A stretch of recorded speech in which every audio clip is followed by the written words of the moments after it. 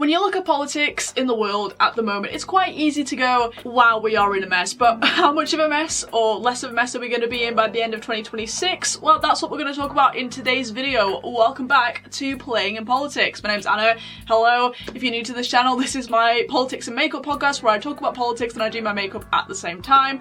I like to say that it's like Bailey Sarian, but without the murder. And Happy New Year, everybody. I know that I'm a little bit into January now. It's the 9th when I'm filming this. I know I took a bit of a break at the end of 2025. I talked a little bit about in my last few podcast episodes how 2025, especially the end of 2025, was not the best for me mentally, especially after like the assassination of Charlie Kirk and all that stuff happened. It was just one thing after another, and to be honest, my mental health just overall just was not doing very well.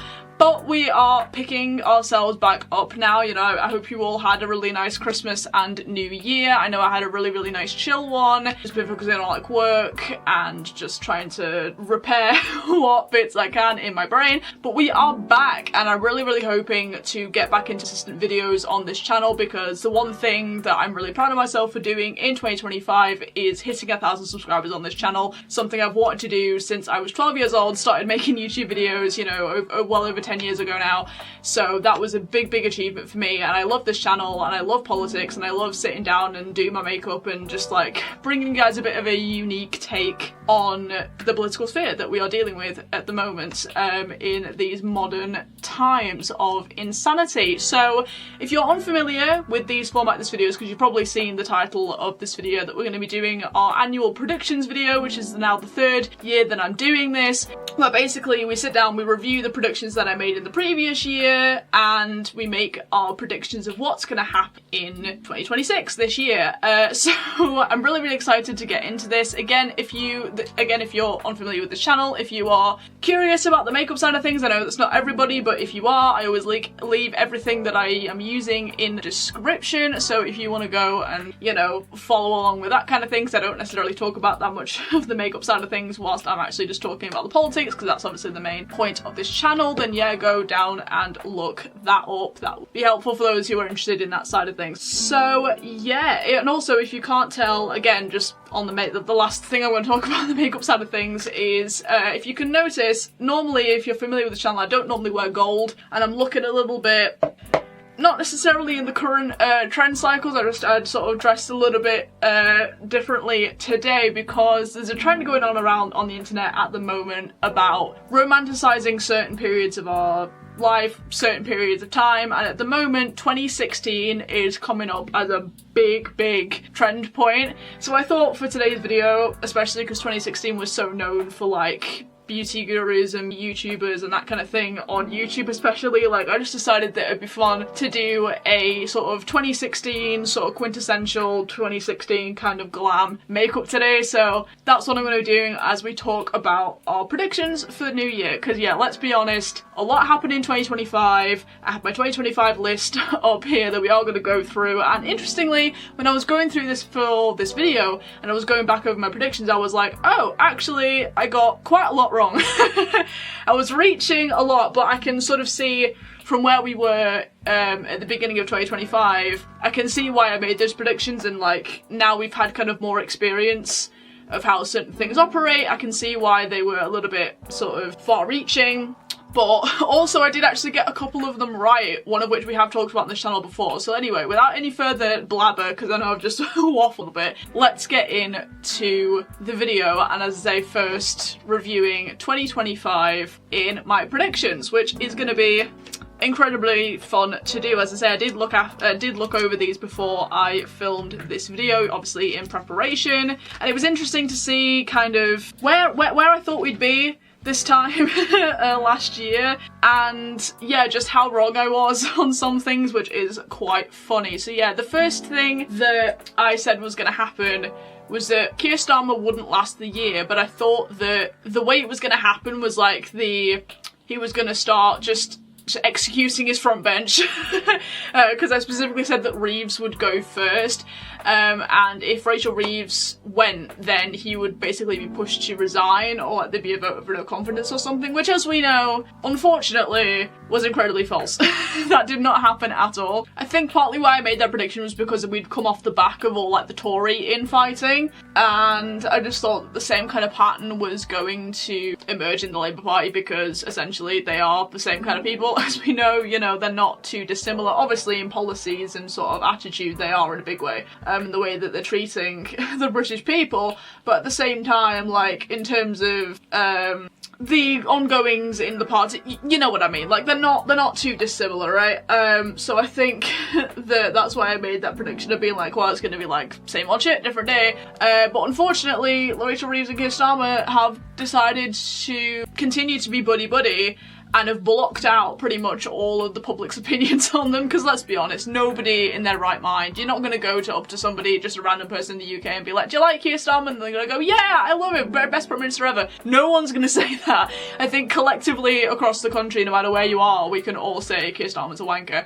So, you know, that is just the collective opinion, isn't it? So yeah, unfortunately that was not correct. I would love to have been a thing, and maybe we're going to see that in 2026. I don't know. We're going to talk about that a little bit later when I get onto my predictions for this year. But yeah, that was the first one that unfortunately did not true. However, as a contrast, my next prediction that I made was that there was going to be the downfall of Reform UK. Now, as you know, if you've been a regular on this channel, I do not like Reform UK. I never have. I don't think I ever will. If you ever catch me supporting Reform UK in any way, you have all permission to go. Anna, are you okay? Do you need some help?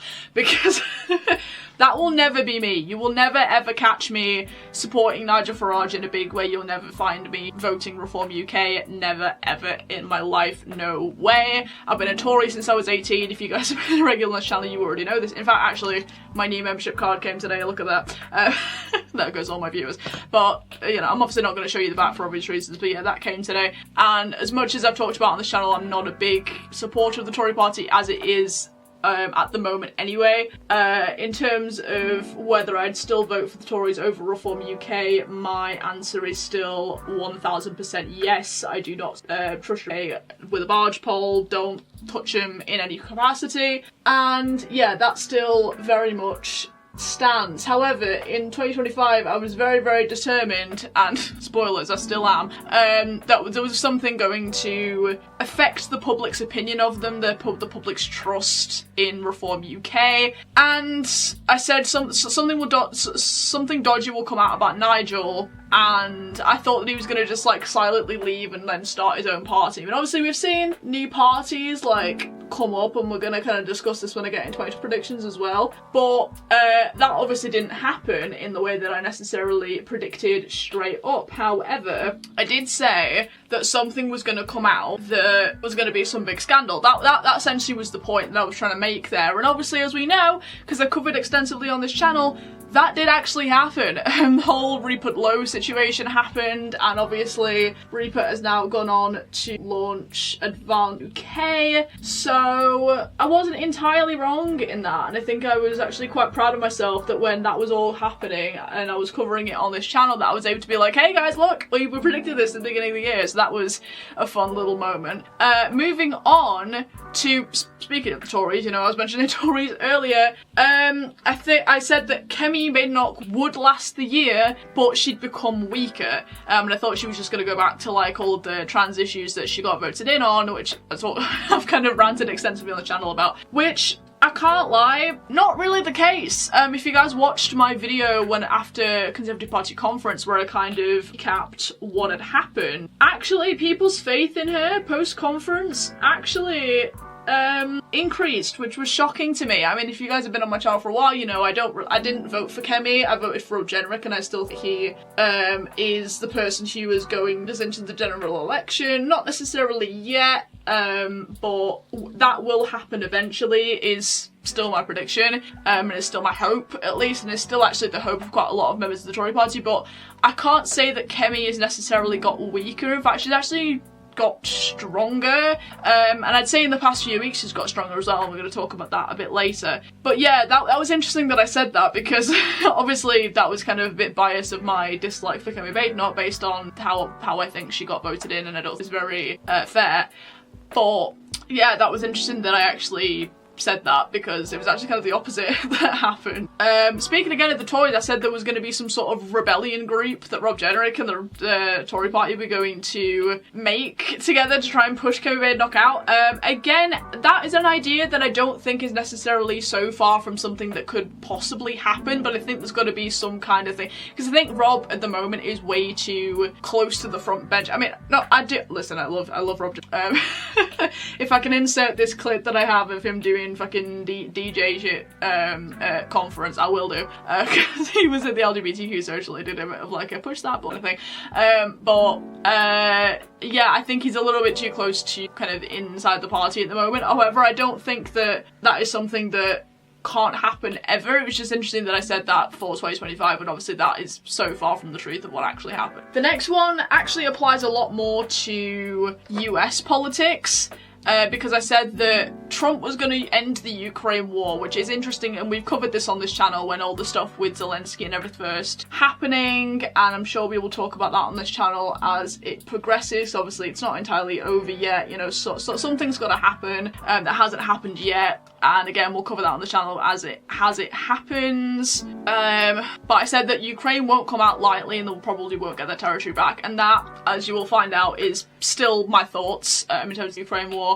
So it was interestingly, and that is obviously the narrative that is surrounding kind of the Trump deal and everything, so it was interesting that I said that, because that is actually pretty true to what the conversation still is, as much as the Ukraine war has not actually ended.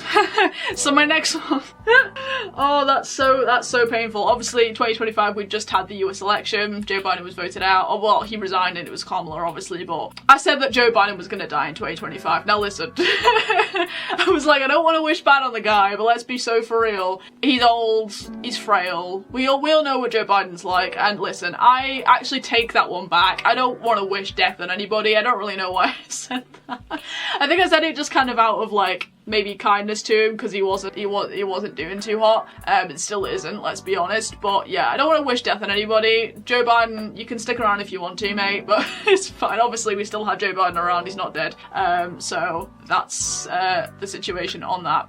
And lastly, 2025 predictions was about Alex Belfield. We did a couple of episodes this last year on Alex Belfield, because obviously he got released from prison, and this was the other one which I really hit the nail on the head. I feel like, because if you guys know the situation with Alex, if you followed Alex Belfield, if you were a fan of his back in the day, at the time, you know what the situation was with him and why he went to prison. If you followed him, especially when he came out of prison as well, you know what kind of things he was trying to do, and we talked about that on his channel. You can go back and watch the podcast on that if you want to. But I said once he gets out of prison, he will be under some sort of gagging order.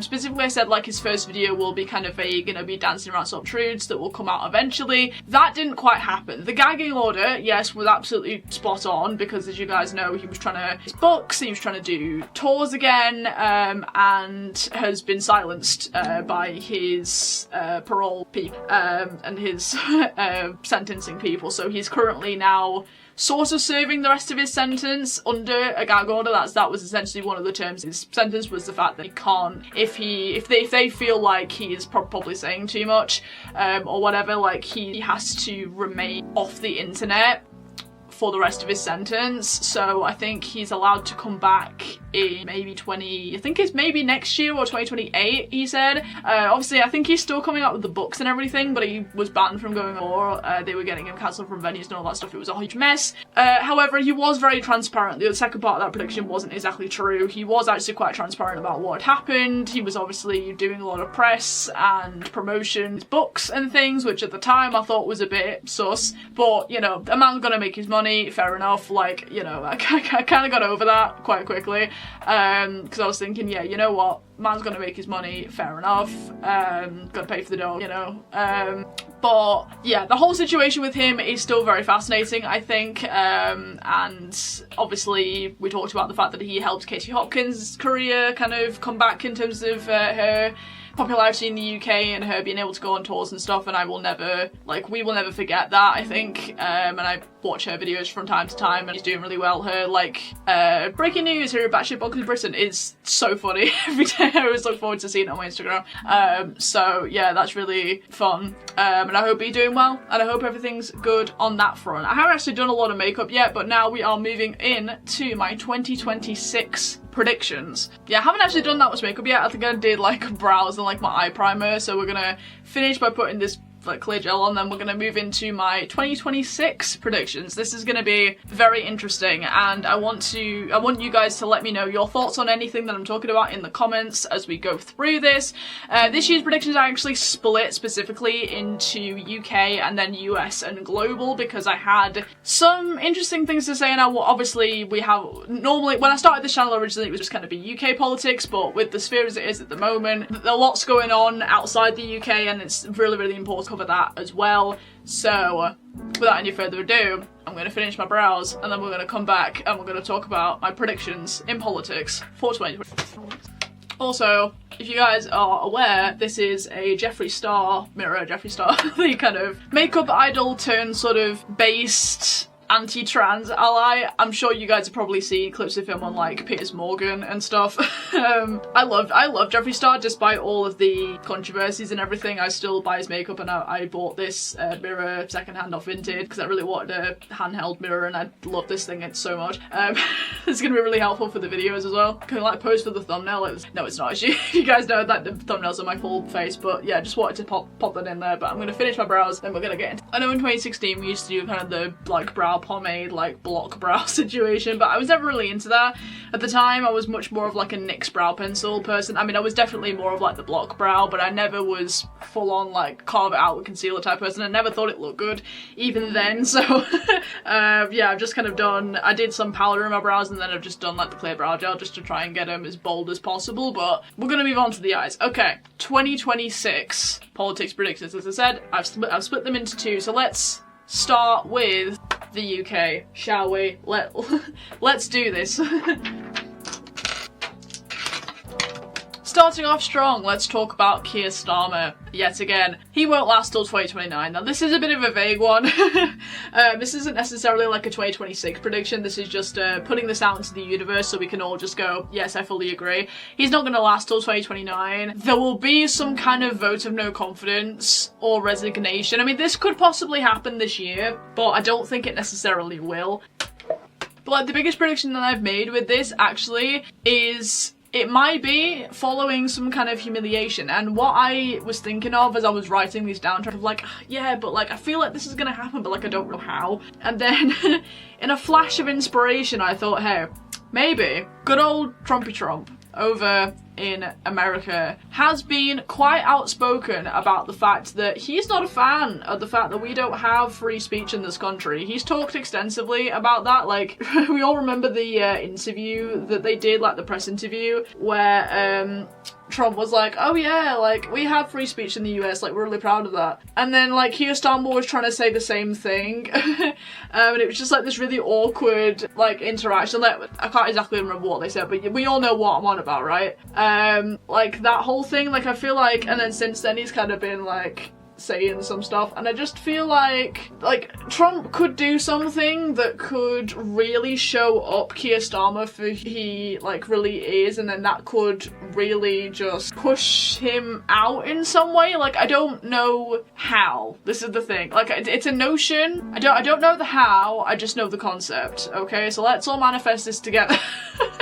You know, let's not think about the how. Let's do the. You know, I'm talking like a manifestation guru here, but you know, like it's one of those things where I was just thinking about it and I was like, wouldn't that be so funny, like if he was humiliated by Trump or the US, like something to do with either free speech or even Ukraine. That's something I put down, was it's either going to be free speech or Ukraine, because we know how Trump's been battling out with Zelensky, because Zelensky's not really been a fan of how Trump's wanting to be handling this, and you know, there's been obviously the famous, you know, you're gambling with World War III, like, argument in the White House. And he was like, this is how you come to the free world, because obviously he wasn't wearing a suit. That whole thing, we covered that on this channel when it happened as well. And then obviously Kier Starmer was on about putting troops on the ground in Ukraine, like UK troops, and trying to like muscle in that way, being like, hey, we can do it too, aren't we?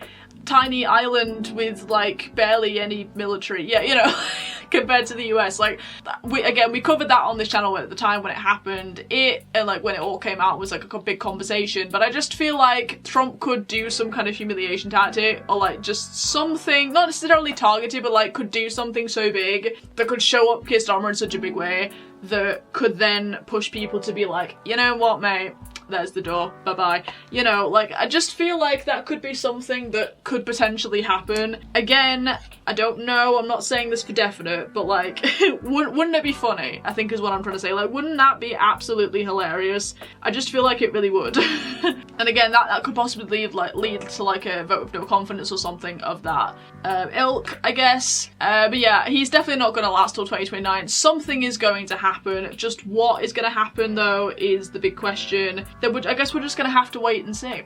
So the second one is going back to Kemi. Now, as I said, like the Conservatives, as I said, you know, after party conference, she was actually surprisingly a bit more popular, in my opinion, and then especially after the budget, and she did that big speech to Rachel Reeves, which, credit to her, that was absolutely beautiful.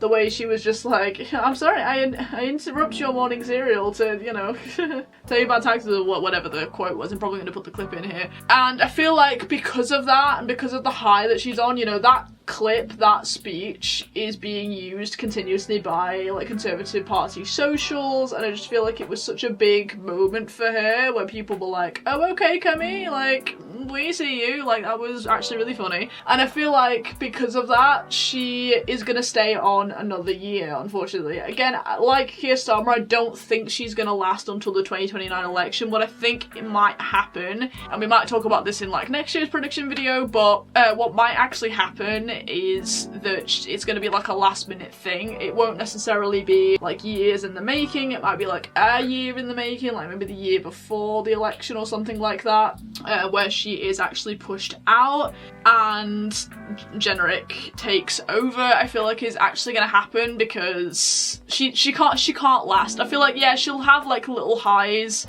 on social media from like little clips from speeches and stuff, but on the whole, to last till the election, she just doesn't have what it takes, in my opinion. So she is definitely going to get out at some point. Just at what point is the big question, really. As I said, I don't think she actually has the strength to last, but she will definitely last through 2026, I think. Damn, we were really having to blend this shit. Like, I'm doing kind of more of a quintessential kind of, again, 2016 kind of smoky eye, just going straight in with the darker colour and trying to blend it out. I forget how much work we put into makeup back in the day, which is a thing we should keep, like, we should continue doing. You know, I'm a big preacher just in my life in general about how, like, personal style and kind of self-expression needs to maintain a thing, and how we need to stop becoming just beige, grey, white, plain, boring people.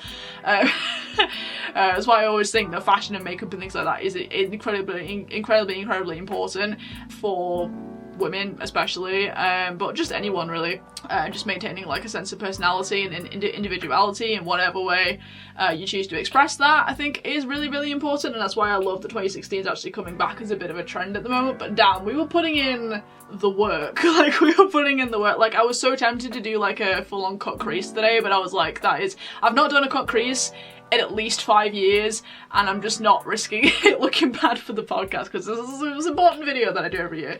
But anyway, back to the predictions. So my next one is again about Reform UK. Listen, I have a vendetta, and I will personally listen. If there's one thing about me and this channel, we have a vendetta against Nigel Farage and Reform UK. We do not think they're good people. So people in my comments are gonna fight me on that, and I don't care. Okay, it is what it is. You're allowed to have your own opinion, but I just feel like we predicted one scandal and we can predict another, is literally what I've written down on my notes. Something is going to take down Nigel Farage. I do not think that Nigel is going to be, when it gets to the election, there's going to be a couple of scandals behind him that will mean that there's not going to be as many people voting for them. Do I still think they're going to win big in the 2029 election? Yes, probably. But as big as they will right now? Not necessarily. Is what I'm saying, okay? Listen, the man is not immune to scandal, the man is not immune to a bit of controversy, and I think that we need another one. We need another one, okay? Somebody dig something up, that's what I want. That's what I want, okay? And talking about parties on the rise, I mean, we have to talk, because I haven't really been talking about it on this channel so far, but we have to talk about what on earth is happening with the Greens and your party. Oh my dear God, okay? Because the left have need to have somewhere to go, okay? With Labour lowering the voting age to 16, they've got to go somewhere, okay? Which, I don't know if I talked about this on this channel at the time, I might have done, I can't actually remember. But I only really supported the voting age being 16 when I was 16. Like, like, looking back kind of 10 years, that was the only time where I actually, now bearing in mind, I only got into politics in 2019 when I was 18 years old, right? This is when I first dipped my toe into actually educating myself. Before that point, I had no idea. I had absolutely no clue what I was talking about, and it just sounded good, okay? It just sounds good, doesn't it, when you're young, to be like, what? We can join the adults and have our own say? Absolutely. Let's go. And obviously, like, climate change has been a big thing kind of with my generation, and that was a big sort of voting point, I guess. And I guess still is, obviously, with some of these extreme left-wing groups. Although I feel like, because Greta's moved away from climate change, she got way more involved with, like, Palestine and all that nonsense, which we talked about on this channel when it was happening as well. God, we all remember, don't we? The photos of her with that, being given that sandwich by the IDF, and then, like, that video, she was like, I've been taken hostage by the IDF, like, this is where I am, and I am a victim, help me. One of the top moments from 2025 was that bloody video. But yeah, I just feel like climate change as a whole, compared to maybe what it was as like an activist issue maybe 10 years ago, is not as much of a thing. Like, you don't really get climate change protests anymore, do you? You just get nutters talking about Palestine. Like, that's literally it, right? So they've got to have, but they've got, like, they need somewhere to go, okay? These lefty weirdos, they need somewhere to go, they need somewhere to vote, okay? And I think the Green Party is going to come on top in terms of kind of the left wing, because let's be honest, your party, okay, at the time maybe we were like, oh heck, where's this going? Sort of side-eyeing it a bit. But as it's developed and then not developed, it's like, oh, so you guys actually weren't that much of a threat and we can actually calm down? Okay, thank God. Because because if you guys aren't aware, you know, the infighting with that absolute rubbish is just, it's hilarious, really. Do I think they maybe have a chance of coming back and kind of popping their ugly head out kind of around the election? Sure, because everyone's going to be rallying around, like, around the election to get, you know, people to vote for them. It's going to be like campaign time, you know. But do I think they're actually going to get that many votes? Maybe they'll get, like, one MP, but that's if they even have any MPs. This is the thing. They're so new, they're so just, like, insanely chaotic at the moment already, that it's just like, what is actually the point, right? Whereas the Green Party, now I feel like they are going to actually be a threat, because, as I'm sure we've all seen, they've gained quite a lot of support. And hey, when Zach Pulowski first came on the scene, as, you know, doing all those, like, social media things, that I first started to see the situation with him and the kind of what he was all about, I was thinking, oh, well, this guy's interesting. You know, I wasn't necessarily, I wasn't side-eyeing him too hard, because I was thinking, okay, well, this guy could actually debate, like, maybe this guy's actually going to be a decent, like, opposition for the left, maybe. But then, of course, I learned about how he used to, like, hypnotise women into thinking their boobs were going to be bigger and all that rubbish, and I was like, okay, so he's just another nutter, okay, get it. Got it. Cool. Okay, and yeah, since then, it's just been one of those things where it's like, okay, so it's like the Jeremy Corbyn era of Labour all over again, but this time it's not Labour, it's Green Party.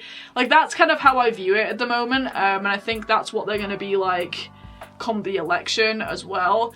Gonna do a very quintessentially 2016 thing, wet my brush and do a sparkly lid. But yeah, I think it'll be interesting to see just kind of over this year especially, just kind of how they develop. I think, again, we're going to see more of a development from the Green Party than we are your party necessarily, but, you know, it's one of those things where it's like a watch this space, see how insane they can get kind of situation.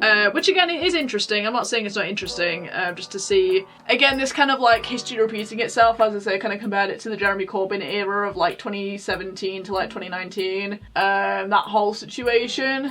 So yeah, we'll see how they manage to kind of rally around the brainwashed youth, because I really feel like they have the potential to do that. But yeah, in terms of the two of them, I think the Green Party is definitely going to be the one to rally people around the most. Tried to do kind of a cookery situation. This one's got a bit messy. This one's actually quite clean. So I don't know about that. Okay, I'm gonna finish doing my eyes off camera, I feel like, because nobody really wants... Everyone's here for the politics, let's be honest. So I'm gonna finish doing my eyes off camera and then we'll do my base and we'll talk about the US and global side of things. Okay, so I've never done this big a wing in my life. No, even in 2016 I wasn't even like a big liner person. I mean, I've recently got back into liner, but this is like it's like go big or go home in 2016, okay? And this is...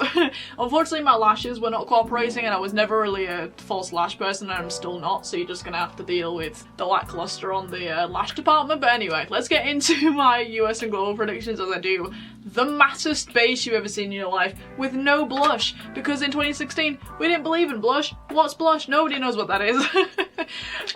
So yeah, US and global, because let's be honest, there's a lot of things going on around the world at the moment that is just insane, and I just thought that because of that we have to include like a specific section for this kind of thing in today's video. So first thing I want to touch on is actually very important of what's going on in Iran at the moment with the revolution. The mainstream media obviously do not want to report this. Maya Tusi, a good friend of mine and the channel, he is probably the only channel like really properly covering this when the mainstream media really don't want to do it.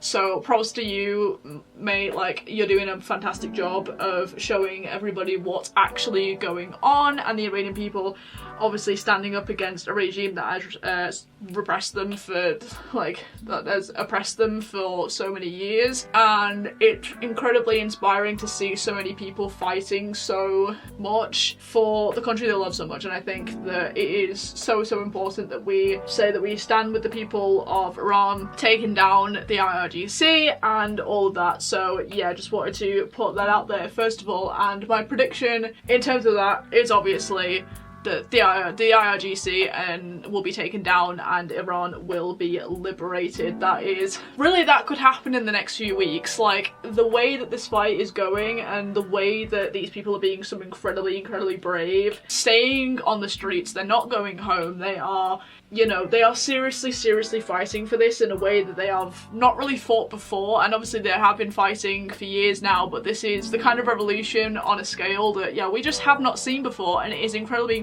inspiring.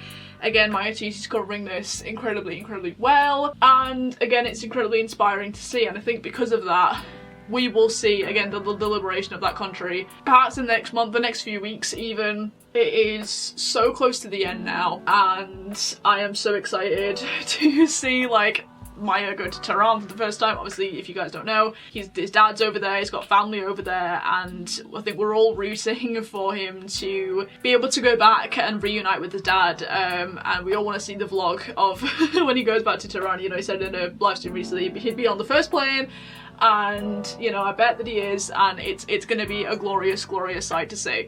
On a similar note in terms of war, I also wanted to mention what's kind of going on in Venezuela and Greenland now as well, which I know that a lot of people were confused about. They were like, why is he going after Greenland? Well, this ties into the prediction that I made in terms of all of that. I think that there's going to be some kind of, I don't want to necessarily say war on oil, but the US is going to go and it's going to find oil in places where there are oil. And here's the thing. with Venezuela and everything that's going on at the moment. First of all, the amount of memes that I've seen coming out of the fact that they managed to snatch the dictator of Venezuela out of the president of Venezuela, like, out of the country, and like they bombed it all. Like, it was like, well, they didn't bomb it all, they did that strike, you know, and managed to lift him out. I think was so epic. So epic. And you know, it was funny, I saw a meme where Trump was I think it was some New Year's thing, and he was like, this is gonna be the year of peace, and then it cuts to boom fucking Venezuela, which I thought was funny. But obviously that was an insane maneuver, and shout out to, you know, the US military for that insane feat. It was so cool. So cool they were able to do that, and the fact that we've got a bunch of like American libs crying about it because they're just like, oh my god, they like the US and Trump is so bad, oh my god, and then cut to all the people in Venezuela like celebrating when they find out that he's been lifted. They're like, hey, our dictator's been like taken out by Trump, isn't this great? And everyone's like partying, and it's just such a beautiful sight to see. So yeah, that's just a funny thing, but you know, libs will be libs, won't they? But in terms of that, you know, the other reason why people talking about this is obviously because of the oil. Now, Venezuela's economy is really just not great. Like, unfortunately, that's what happens when you're in a dictatorship. Like, it just, it's never good. And yeah, there are several reasons kind of throughout history why Venezuela's economy is downhill, but it just is, right? And here's the thing, this is where my argument comes in with the whole, oh my god, he's just doing it for the oil. Listen. Obviously, we know that America and oil have, you know, America will go after oil, okay? America has, you know, allegedly started wars over oil, all that kind of thing. And, you know, people say that about the Iraq war and things like that, you know, which, okay, maybe there is a conversation about that to be had. However, here's my stance on it. The US and Venezuela, the Venezuelan economy and the people benefit from America going in there for oil. I'm fine with it. Listen, this is the thing. If they are able to maybe create jobs, boost their economy up, things like that, because obviously they'll be like providing the oil, then I'll be okay with it. And when people, again, when Trump kind of has now moved into Greenland and everyone's like, the fuck's he doing in Greenland? That's why, is because of oil. You know, it takes one Google search for it to come up with, hey, Greenland's got a lot of, like, suspected to have a significant amount of undiscovered oil supplies and minerals and other resources in it. And obviously Trump's whole thing with this campaign was obviously like get America producing again, like get the industrial side of it up and running again, which is something that, you know, some people talk about maybe happening in the UK as well, and the benefits that could potentially have. Obviously, you know, we've moved a lot of our production outside to other countries over the past kind of few decades, and that has obviously had a big impact on our economy and things like that. We already know. We could probably talk about it in another episode as well. So I think with this move, as much as people are like, oh my god, there's America again going after oil, I'm thinking, well, yes and no, because people are trying to say this is like this big evil thing. And again, if they're just doing it for selfish reasons and they're not giving it back to Venezuela and they're not giving it back to Greenland and they're not actually boosting their economy in this way, then obviously that's bad, you know? But I could seriously see something like this happening, a little bit like what we did with the British Empire. Now listen, I know there's a lot of conversation we can have about the British Empire and all the bad things that went on and all that stuff, right? Okay, fair enough. I will be 100% here for that, to be like, hey, the British Empire was not perfect, okay? Let's be so for real. And any time when any country's gone and done something like the British Empire, it's never been pretty, 100%, right? Okay. But there is that other thing of, if it wasn't for things like the British Empire, these countries wouldn't have had such development as they had, okay? And that is something that we can't ignore. Like, it's foolish to ignore the fact that, yeah, we did actually help quite a lot of these countries out when it came to their development and their civilization and things like that, because we brought Western culture over to these countries. It's like India, you know, which obviously has a lot of issues, but and obviously we took a lot of things from India. Again, there were problems everywhere you look. However, again, the point has to be made that it wasn't an overall bad thing, okay? A lot of civilization and development in these countries happened because of the British Empire. And obviously, you know, America liberated themselves. They were like, fuck you, George III. If you've seen Hamilton, you know. All the theatre kids people out there know the story.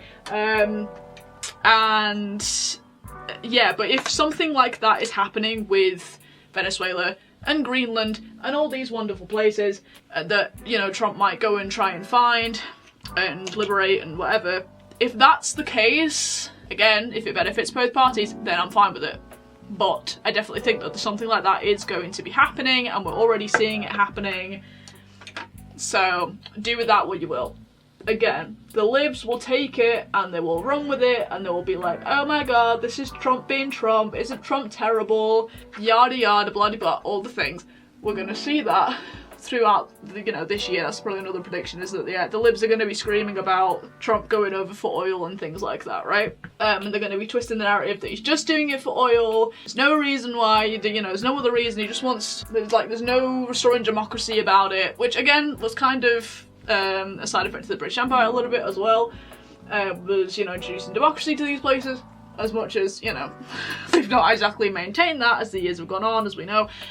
But, you know, those kind of ideas are probably not going to be touched upon by the liberals, so you're not, just ignore them when they start crying. In terms of everything else, like, I think that's actually going to happen. That's going to be one big thing that is going to actually happen. I want to know actually your guys' thought about that in the comments, because it is an interesting conversation that I've been thinking a lot about over the past few weeks as this has all been happening. Different conversations have been coming out, and I just wanted you guys to leave your thoughts on my prediction. What are your thoughts about that situation? What do you think he's up to? Just have a nice discussion in the comments, as always with this, okay? As you might remember, 2016 is like an era of makeup. Remember, contouring was such like a massive thing, and this is a brush I actually got in 2016. It was like a specifically a contouring brush, and recently I've got a bit like back into contouring, but I've got this cool toned contour cream from Jolly Beauty. I'm trying to show it to you. There you go. You can kind of see it if I do that. Which is actually like a proper contour. It looks a lot more natural than what we were doing in 2016, let's be so for real. Because obviously, if you guys know me, I'm a little bit more kind of alternative leaning. Sometimes I do kind of more like goth makeup, so sometimes I do like to do some like kind of contouring situation. So this was definitely a good find. It's a recent launch. If you guys don't know Jolly Beauty, it's an indie brand here in the UK who do like a lot of alternative makeup, kind of goth makeup. And they are incredibly good. I love them. They've recently done they recently did a collaboration around the time of Ozzy Osbourne's death. They did like an Ozzy Osbourne collection that they were planning to obviously bring out. You know, he died, that wasn't the plan.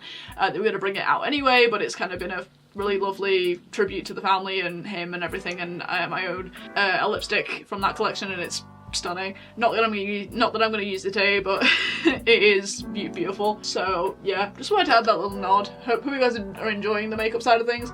I know it's not why a lot of people come to this channel, but it is just something I like to do, just to bring like a unique edge to rather just people talking about politics to the camera and there's nothing else really going on. It's something nice to do with my hands as well.